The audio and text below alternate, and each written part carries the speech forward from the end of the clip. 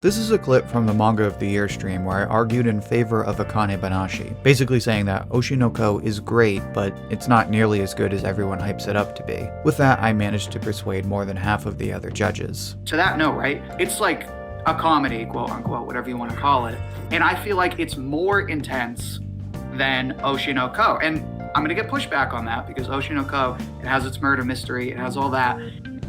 It's almost like the entertainment revenge thriller version of, like, say, JJK or One Punch Man, where it's just back to back to back, like over the top stuff, where to a certain point now I'm like, I just don't care anymore. Like, it's too intense. Like, it's almost comically intense. Whereas Akane Banashi is like, it does a good job of like adding levity so that the intensity stays there. And the last thing I'll say, because I've been going on and on and on, is as good as the art is in Oshi no Ko, I think the Akane Banashi art is better. It has better range. It is simple, but more visually expressive. The expressions of the character, it is just that much better.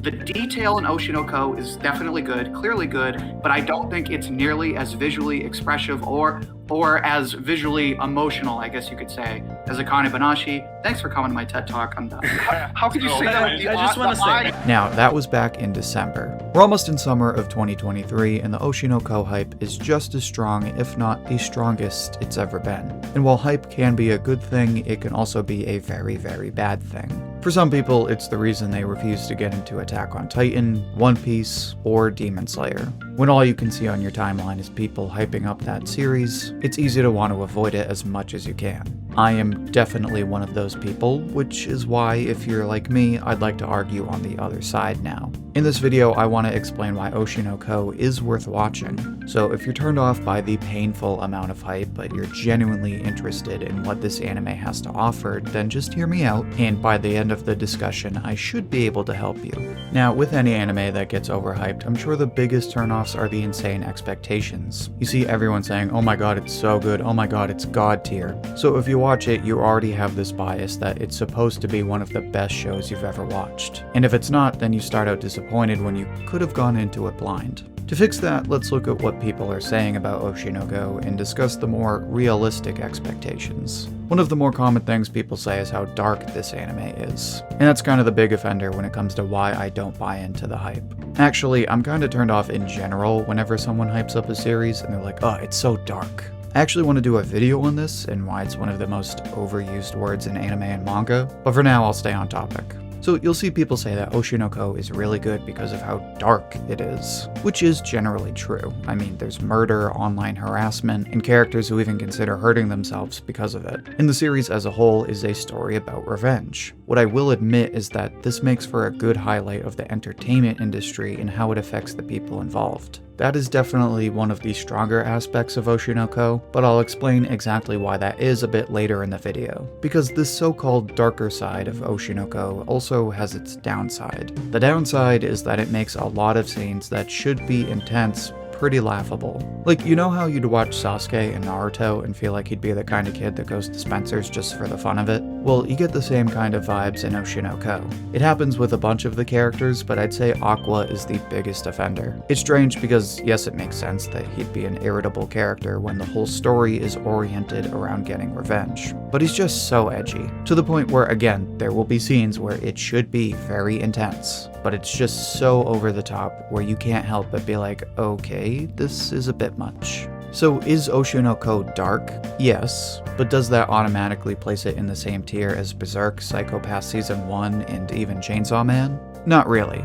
Another thing you might see people hyping up is the animation. This is more of a problem with the manga, but you can kind of see it with anime fans too. As you may know, Oshi no Ko is written by the same mangaka that created Kaguya-sama, Aka Akasaka, but it's drawn by someone else. Even so, the art is just as good. In fact, before the anime, you'd hear people saying that the art in Oshi no Ko is god tier. Which, yeah, it's pretty good, but besides a few double spreads, it's nothing revolutionary. And the spreads aren't even that crazy either. Like, they're definitely good, but god tier is a pretty extreme exaggeration. This hype translates to the anime as well, with people eating up the animation.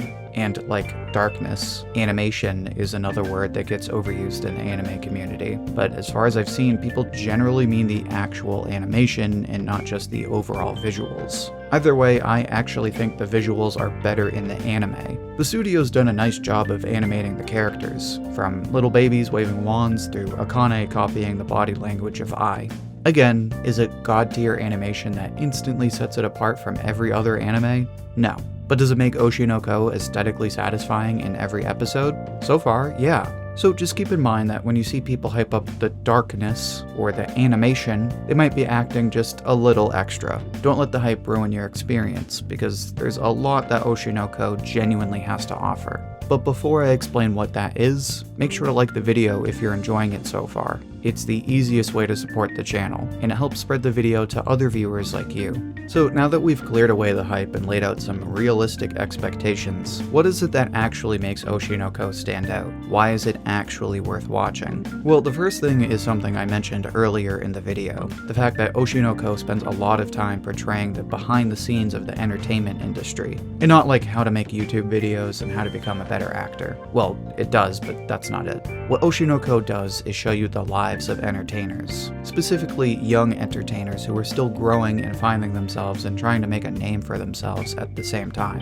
In this day and age, there is a disgusting amount of content from just about every angle, so it's easy to think that just anyone can do it and do it well. Anyone can pick up a phone or a mic and do their thing, but it takes a ton of work behind the scenes to stand out from the millions of other people doing the same thing, and to stand at the very top as well. And what Oshi no Ko does really well is go beyond the typical tropes of the idol. Because idols are pretty iconic in Japanese culture, so they're explored in just about every other anime, between shows like Iruma-kun and shows like Gintama. There's also a lot of anime that show you the work that goes into becoming an entertainer in general. I know not everyone likes Rent a Girlfriend, but it actually does a really good job of using Chizuru to show you how you have to work around the clock as an actor, just to have someone else get the part you wanted because the director is their uncle. And this is the kind of thing you see in Oshi no Ko. There's a lot of different angles, but I think what Oshi no Ko does best in this department is exploring the strange nature of social relationships in the entertainment industry. The parasocial relationships between entertainers and their fans, and the bizarre relationships amongst entertainers in the industry. The parasocial thing is probably my favorite because it's a very big problem these days, and it's not really explored all that often. At least not to the extent that it should be. Luckily, Oshi no Ko does just that. I mean, right away, you have Ai, canonically the perfect idol, talking about whether she actually loves her fans like they think she does. I mean, literally in the very beginning of the very first chapter, you're told that the entertainment world is fiction, and being a fan means wanting your idol to be a really good liar. This is how Oshi no Ko sets up the entertainment industry, not as the world of opportunity where people can follow their passions and share their love for music or acting, but as a world for liars and the people being lied to. Ai even says to Goro, later to be Aqua, that lying is a form of love. That right there is a great quote for these parasocial relationships, because even among the streamers or VTubers or whoever that seem genuine, or who seem like they don't have any filters, there's still this exchange between that person and their fans. No matter what, that person is playing a persona to their fans, and we as fans interact with that persona, not the person, by the nature of the relationship. Like I said, while I think that's the best part of Oshi no Ko, it also attacks the entertainment industry from a bunch of different angles. But since you might not have seen it yet, I don't want to get too into spoilers. Speaking of spoilers, there's one more thing that I really want to talk about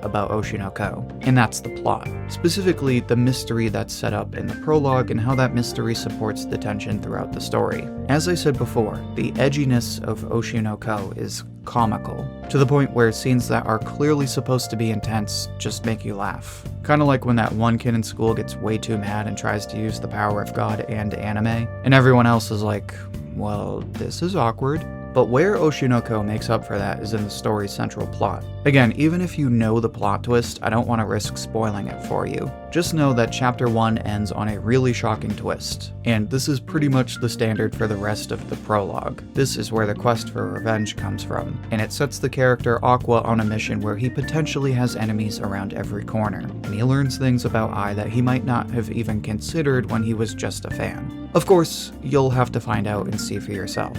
Right now, I can only say why you should check out the anime. It is painfully overhyped, but it's definitely worth watching. Is it this super dark, god-tier anime? No, but it's definitely the top anime of this season, and one of the top contenders for 2023.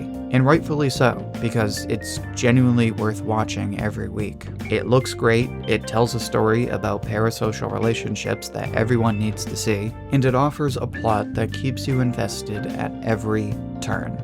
But now I'd like to hear what you think. Is Oshi no Ko painfully overhyped? Or is it really the god-tier anime people make it out to be? Share your thoughts and see what everyone else has to say down in the comments. I'll pick my favorite and share it as comment of the week on my community tab. And if you'd like another discussion like this one, then check out my recent video on Mashal. In that video, I share my thoughts on the anime and what it has to offer. You can find that video in the playlist linked right here. Until then, thank you for watching, and I hope to hear from you soon.